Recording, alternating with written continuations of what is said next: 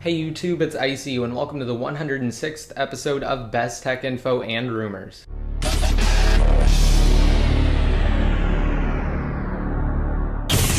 Alright, so to start off, a lot has happened this week. iOS 6 was released, the iPhone 5 was officially released to the public and is now available for purchase. And because of that, this episode was pushed back 2 days. It was initially supposed to be released on Friday. However, due to all of the iPhone 5 coverage, again, I did decide to make it today on Sunday instead. So just make sure you guys check out all of my iPhone 5 related videos if you want more information on the device. Again, I did make 7 total videos and I will go more into depth on that towards the end of this video.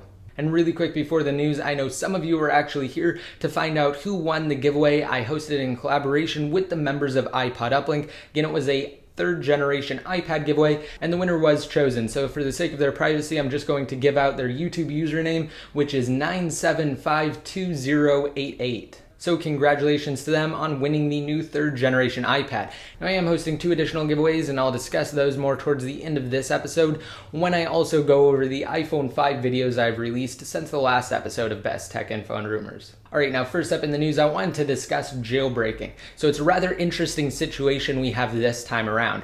First of all, I just wanted to briefly highlight the difference between the 2 major types of jailbreaks. So on one side we have a tethered jailbreak and on the other side we have an untethered jailbreak. Now the key difference between these 2 types of jailbreaks is that for a tethered jailbreak, it's required to actually plug your device into your computer and rerun a certain part of the utility you use to jailbreak to get it to successfully boot back up. Now this type of jailbreak only works on certain devices as it exploits a hardware-based vulnerability, which of course, as Apple has released new iOS devices over the years, has been patched. So the last known and public tethered jailbreak exploit was discovered by GeoHot and it's called the Lime Rain exploit, and it only works on the iPhone 4, the iPhone 3GS, as well as the 4th generation iPod Touch. Now with an untethered jailbreak, you don't have to plug it into your computer to reboot it. You can simply turn it off and then back on. Now of course, with the release of every new firmware, it does take the dev team some time to put out an untethered jailbreak utility because they have to test on all the devices, make sure it works properly, and then they can release it. Also, they typically like to make sure that Apple doesn't push out any updates to iOS because unlike tethered exploits, Apple can easily patch untethered exploits with the release of a new firmware. And then once everything's good to go, they will release an untethered jailbreak. So that's essentially the key difference between the 2 types of jailbreaks. Now, usually, after Apple releases a new firmware, the iPhone dev team is quick to update Red Snow with GeoHot's Lime Rain exploit to jailbreak those A4 and earlier devices. However, this time around, things are a little bit different. So the iPhone dev team has yet to update Red Snow to include Cydia support for those devices on iOS 6. However, today I pushed out a tutorial that I was a little hesitant to create at first, primarily because Cydia does have some issues, and if it was actually that easy to get on those devices on iOS 6, then the dev team would have released an updated tool by now. And in that video, I mentioned numerous times that you proceed with caution when actually jailbreaking on iOS 6 with those devices, and then from there getting Cydia. And I decided to go ahead and create that video for 2 reasons. The first being that the iPhone dev team has yet to update Red Snow, and the second being that I've received numerous questions about this jailbreak and about how you actually go about doing it successfully. So it's there for you guys if you need to use it as a reference. And now moving on to the iPhone 5, because that was actually jailbroken within 24 hours of the actual device's release. So Grant Paul, better known by Chapone Online, actually jailbroke the iPhone 5 shortly after its release. And he's definitely a credible and contributing hacker and iOS security expert. And in a very quick tweet, he said taller screens like Cydia 2, and he also attached a screenshot of the iPhone 5 with Cydia.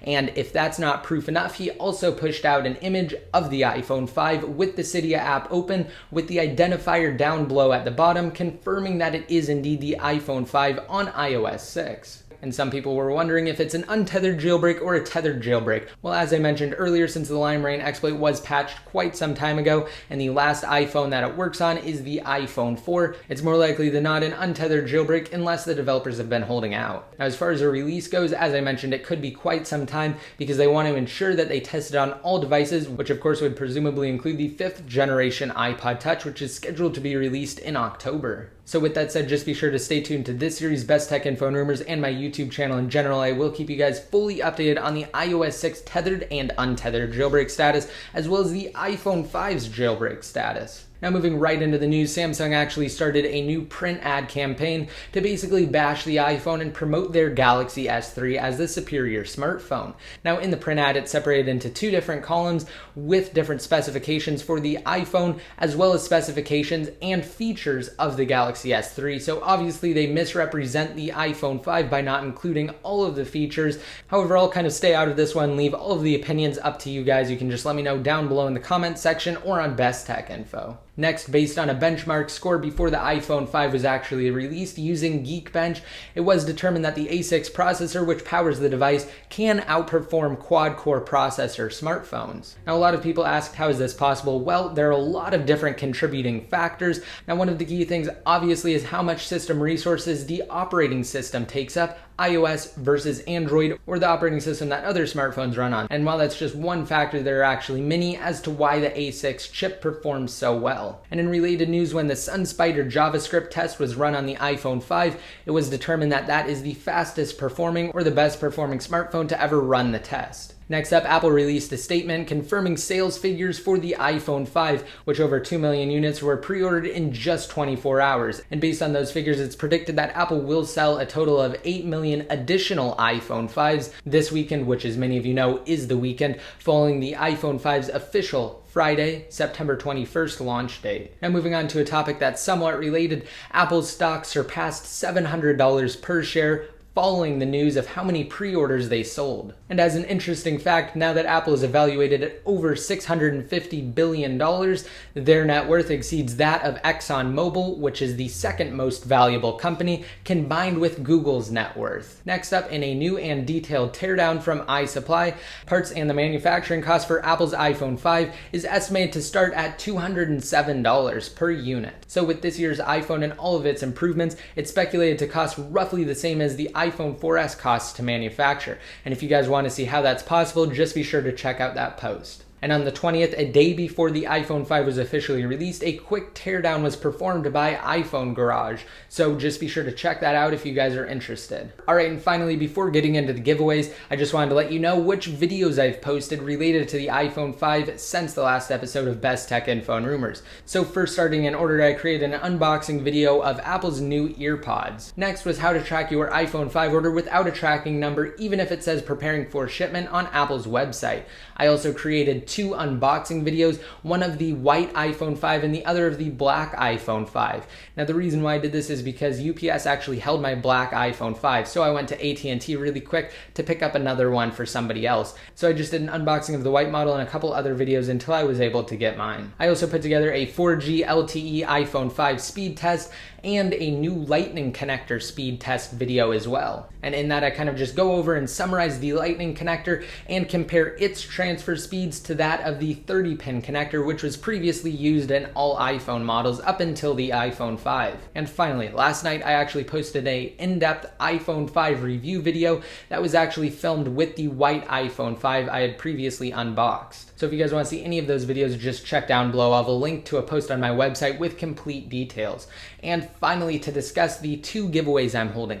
First is the Kindle Fire. Yes, just the original Kindle Fire. I decided it was time to retire my unit, which was just used to create a few videos on my channel. So if you're interested in winning a 7-inch Kindle Fire tablet, just be sure to be subscribed to my channel. Of course, like my videos and leave a comment down below in the comment section and you will be entered. Now for the Kindle Fire giveaway, you will have to include the tag iPhone 5 space Kindle Fire giveaway, and that part's all one word. So if you're confused, just be sure to go to the post that details that giveaway. Also, the keyword that you have to use to enter is on the screen now. And the next giveaway, which I'm actually starting right now, is a giveaway of the new 5th generation iPod Touch. And to enter this giveaway, again, it's very similar to the Kindle Fire giveaway. You have to be subscribed, of course, and then you have to like videos and leave a comment down below in the comment section to gain an entry. And the tag that you have to use for this giveaway is simply iPod Touch 5G ICU. And that tag, of course, has spaces between all of the words, and it's on the screen now.